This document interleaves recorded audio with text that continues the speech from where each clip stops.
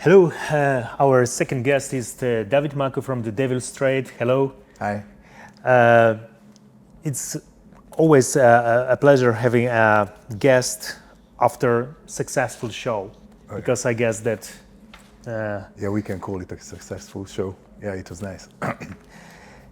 And speaking of the Devil Straight, could you imagine standing instead of Robert Johnson at the crossroads and encountering the devil himself? Yeah. And what would you do? What would you ask him to do for you?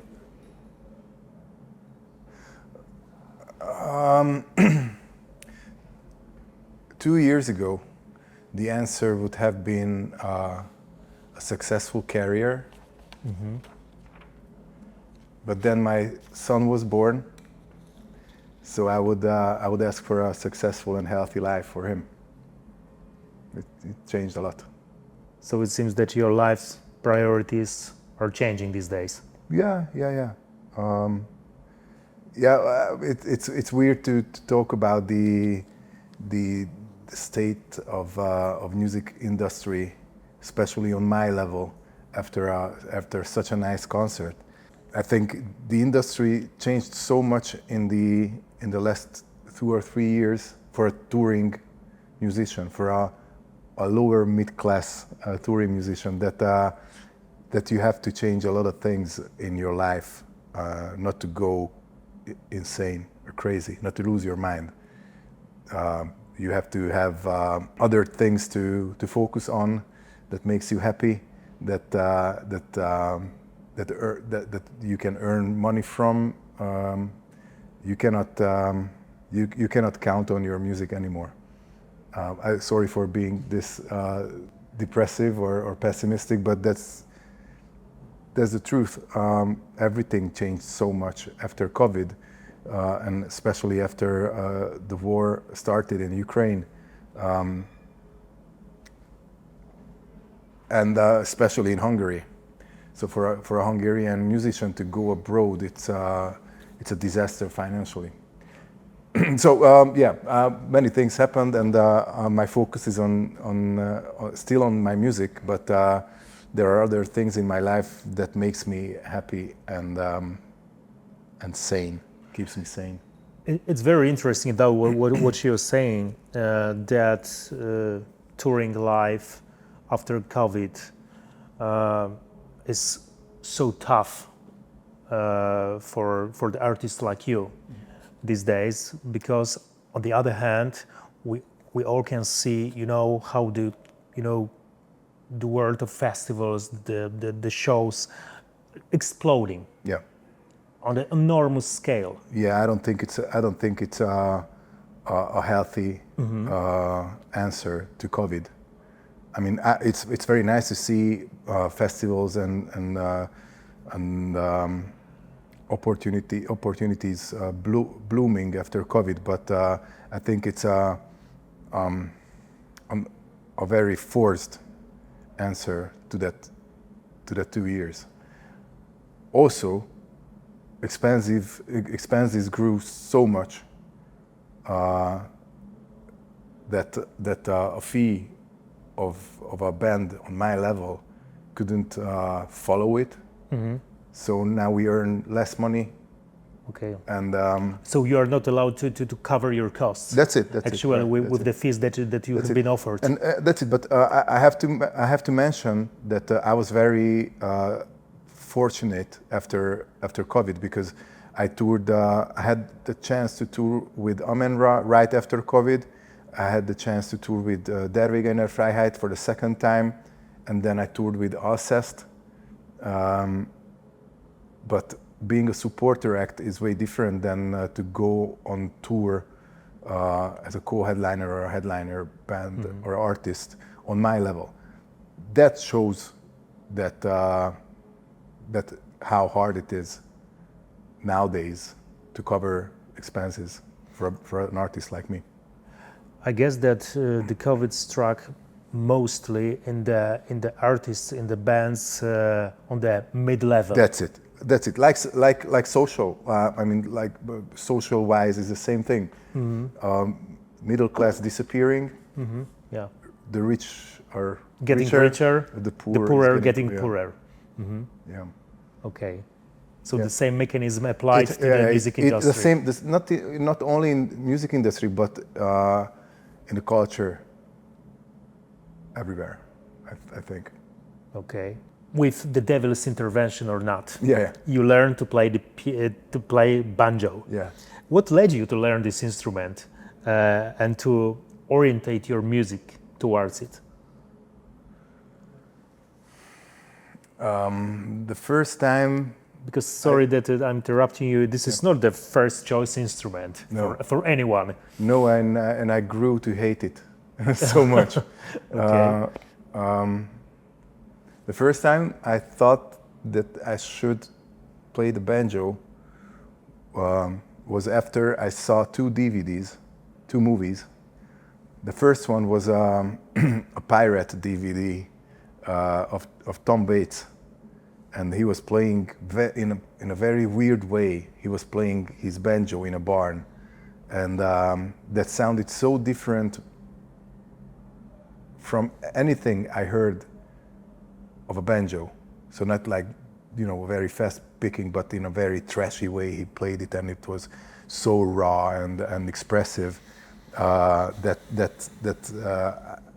it resonated with me very much. But the main reason I felt in love with the banjo was in a movie, a scene in a movie called Searching for the Wrong-Eyed Jesus. And David Eugene Edwards it was then 16 horsepower and later woven hand. He was playing the banjo in the swamp while an author called Harry Crews was telling stories of his childhood. And I have goosebumps, yes. even to think of it. It's something special. If you have the chance, find that movie. It's heavy. I know you come from a hardcore scene, hardcore background, which doesn't really translate into the music you perform, to be honest, but it definitely influences your beliefs, your approach, and what it's like to be such a metal bard with a punk soul. I would say I'm more from the stoner doom scene, but in a very hardcore way, because all my connections to the Hungarian underground were hardcore guys, hardcore bands. But what I played was mostly doom metal back then in the early 2000s. But I think my attitude was more hardcore and maybe punk on stage. And I think that what separates me from other singer-songwriters, that on stage I have the same, maybe it's not visible that much, but in me there are the same energies being born by playing my music and getting in touch with the audience through my music.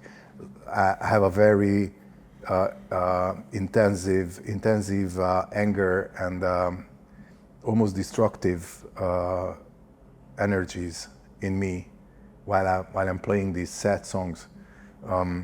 Probably that's how I cope with anxiety on stage. But yeah, I would love to shred and headbang and smash myself on stage while playing these sad songs. Probably we will talk about the present and the future, but of the Devil's Trade. But that anger, that energy, led me to a different place artistically. So now I'm with a band. So it's very rare for me to play alone nowadays. I focus more on the band version.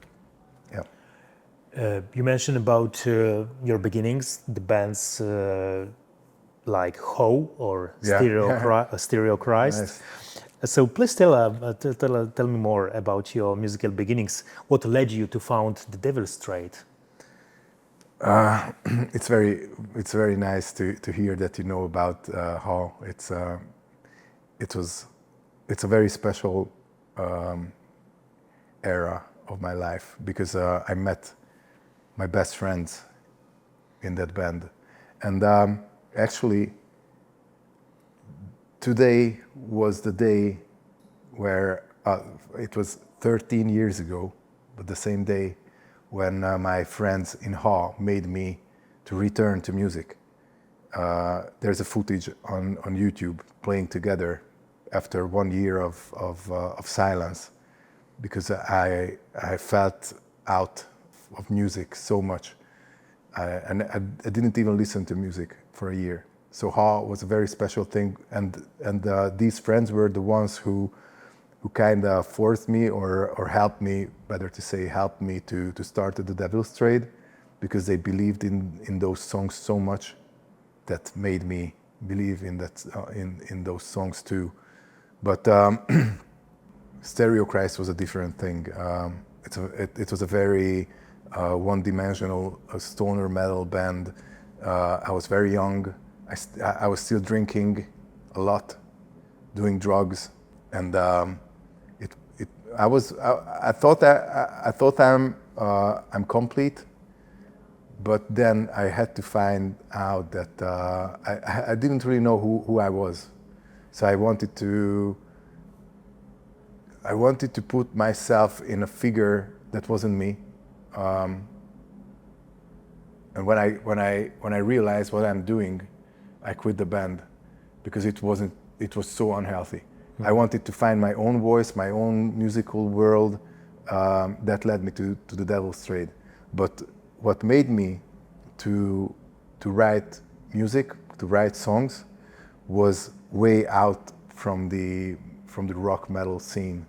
It was an album called OK Computer by Radiohead. And Radiohead, and especially comes again. Radiohead is the most special band on earth for me, next to Neurosis.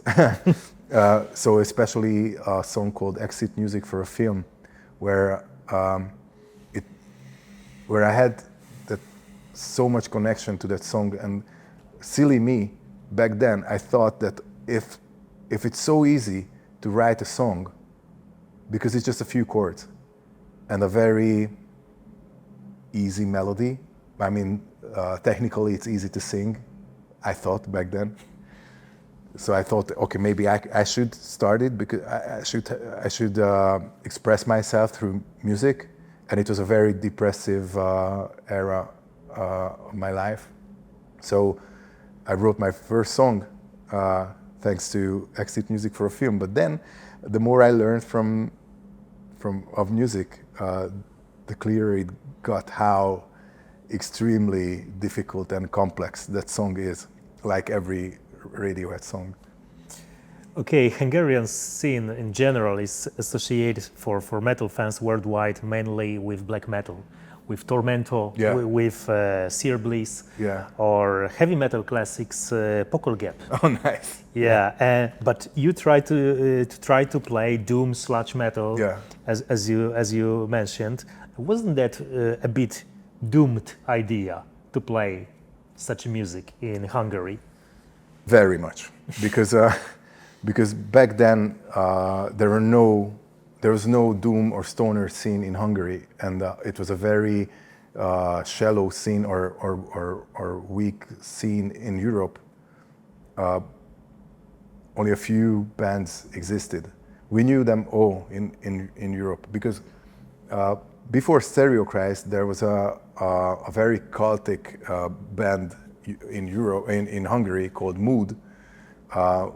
When it ended, two other bands were born, Stereo Christ and Wall of Sleep, and then I joined Stereo Christ. And back then we were the only two bands in Hungary. Maybe there were two others or three, but they weren't that successful.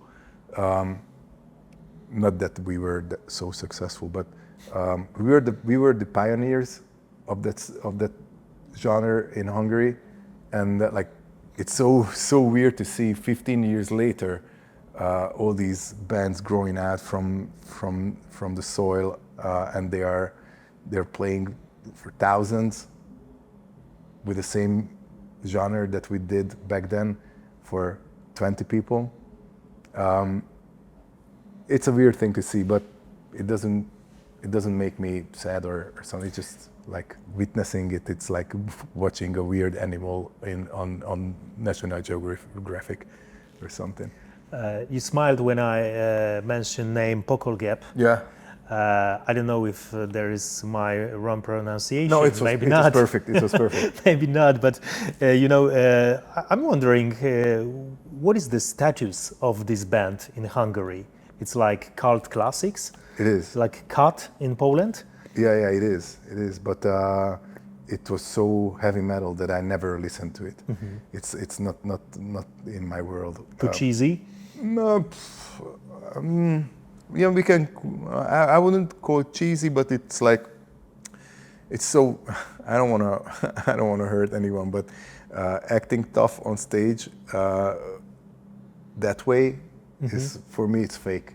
I mean, it's like it's a pose. All heavy metal is a very. Wimps and posers leave the hall, like Manowar style. Yeah, and then what happens on stage? Like, come on! It's not my. What you said. Yeah, I'm more from the hardcore scene, so it's hard to get into something like. Okay, that's perfectly clear. What does Hungariness mean to you, despite the fact that your language is incredibly difficult to learn and to pronounce? You still title your albums or songs in Hungarian. Mm-hmm. And don't you feel like this limit your ability to reach a larger audience in some way? It would have 15 years ago, but I think it doesn't matter anymore. Okay. Just like probably you heard of the band Dikotafalk. Yeah. He's big. I mean, it's one guy now with a band, but Tamás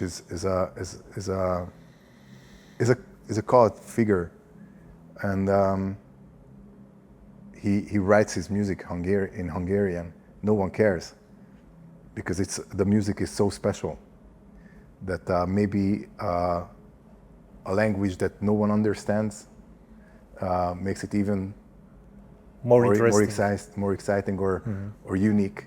But in my world, it's not a decision. It's not a strategic thing to do. It's just how I express myself at the moment. If I can't, if the words come to me in Hungarian, I don't try to translate it to English. And for the majority of my life, I never dare to write in Hungarian because it's such a hard language to be original. It's hard to describe. All these successful Hungarian bands have their own way of singing in Hungarian, and it's very hard to avoid those ways, and I don't want to repeat anything before me. So that's why I never tried to write in Hungarian. But I played Hungarian folk songs, I covered Hungarian folk songs, and when on the previous album I wrote my first Hungarian song, and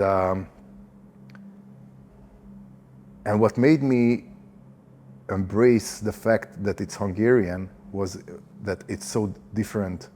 It turned out to be so different from the other Hungarian lyrics because it was more like a folk song. And I didn't try to write a folk song, so it was all natural, all unconscious, and it made me believe that maybe I'm capable of writing different or unique Hungarian lyrics. So on the new album that comes out in November, there are 2 Hungarian original songs and no folk songs anymore. Mm-hmm. Your upcoming album is promoted by the single called Weltschmerz. Yeah. So is this world pain more palpable now than it used to be, given what's happening in Gaza, Ukraine, and politics in your own country? Yeah. This country as well. Yeah. So Do you feel more Weltschmerzi than before? I think I always was Weltschmerzi. Yeah, we invented So some words, yeah, you know. Nice. I'm sorry for the German fans or anyone from Germany who will listen to this. We are raping this word, but I was always like this. There was a huge melancholy in me since childhood. But yeah, circumstances changed a lot for the worse in the last few years. Even if because having a child changes your perspective on the future, and it's very for 2 years ago, until that point we decided to have a child, I was so against to have a child in this fucked up world, sorry for the words, without future. It wasn't so dark than now it is. But then when a child has to be born, there is no, you have to embrace it, and I'm very glad to have that angel in my life. But yeah, it makes everything so much darker because now on I have to consider his future, his feelings, his circumstances that he has to grow in, and but we live in a small village, very close to the nature, like 2 minutes and you're in the woods. There are a lot of beautiful families, a lot of children in that village. And in a village, it's easier to make those circumstances that are disconnected from reality of the cities, of the world. So it's Living in the big cities especially are much more oppressive. yeah, it is. It is. Especially Budapest, it's a very depressing place. And will this album have a main theme or create a larger narrative? Yeah, almost all my albums had a main theme. Most of the times, I found the main theme after I recorded the album, and most of and better later than never. Yeah, and it happened to me a few times that the people who were listening to the album showed me the main theme, because for me it was, there was no connections to the songs, and then someone mentioned that, oh, I see that pattern between the songs and the interludes and the themes of the songs, and the whole thing is a story, and I realized that, oh, he's true or she's true. But now, yeah, I'm still searching for the way to talk about the new album, because it's the last 2 years is the heaviest period in my life, and this album is about a 2 weeks long journey from the death of my mother that I had to witness to the birth of my son, which was a beautiful birth, a home birth, and everything was so special and turned out to be a beautiful experience. But not to share too much, because I'm afraid of sharing too much of this story will not help to promote this album. I mean, it's too heavy. But yeah, this from death to birth, the hardship of coping with a death and a birth being so close to each other is a main topic behind the album. Also, Weltschmerz is a very good single to start with the promotion, because it expresses that mood that I have since the death of my mother, and because of the birth of my son, and because of all the sacrifices I've done, or we as a family done, to build something peaceful and safe for a child to be born in, and to grow up in while the world is rotten and hopeless. Thank you for sharing these stories with us. And, you know, one of your earliest releases was titled Happy Music is Shit. Yeah. Is there really no happy music that you like? I guess we consider reggae music happy, but I only listen to the very political reggae songs. So and those are not happy.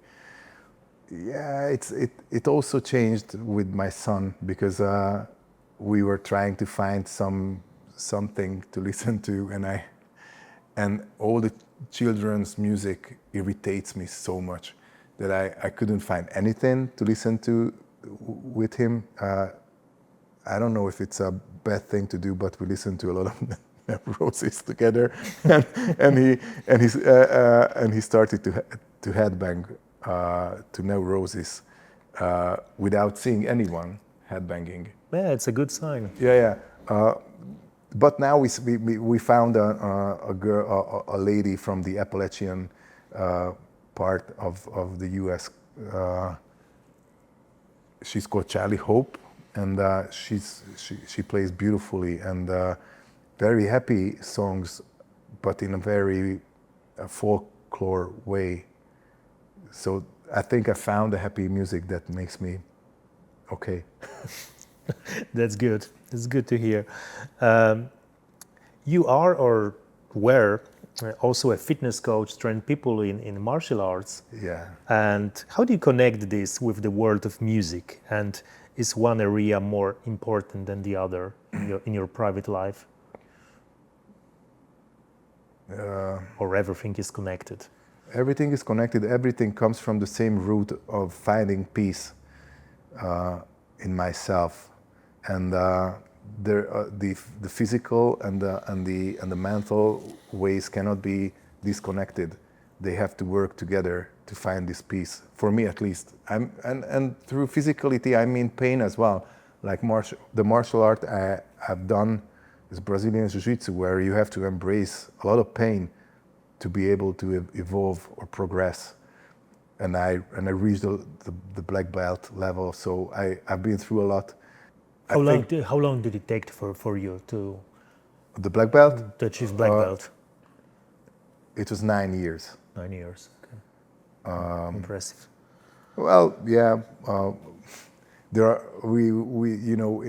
we used to say there are levels to this game. So my black belt is not like a world championship level black belt, but don't diminish yourself. I'm not. I'm just true through the art of Brazilian Jiu-Jitsu. I'm not.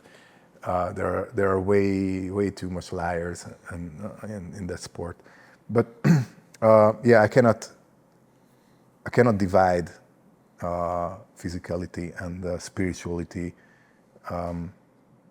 in the goal of finding peace. And now I got away a little bit from martial arts and training because of my life changed a lot.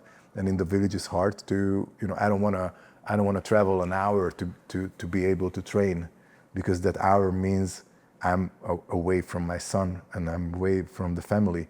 For what? For my own peace, while I need to be an adult. I need to find normal ways to find that peace, not the selfish ways. Mm-hmm. Music itself is selfish enough. It takes away a lot of energies and time from the family. But I'm sure I will be back, because it's addictive, and I think I'm addicted to that way of fighting. So I miss it a lot. By the end, could you tell us how do you take care of your impressive mustache? Jesus Christ. I'm sorry for saying this, but I don't do anything to it other than brushing before I go to sleep. And there is only one rule: don't cut your mustache in the morning after you wake up, because your mind is not clear. So if you cut it in the morning, it will be a bad mustache for weeks because you mess it up. That's why time to time I grew a beard behind it because the contrast disappears and the mustache can grow back. So that's the trick. Thank you for this advice, and thank you very much for very interesting conversation. Thank you so much for your time. Thank you.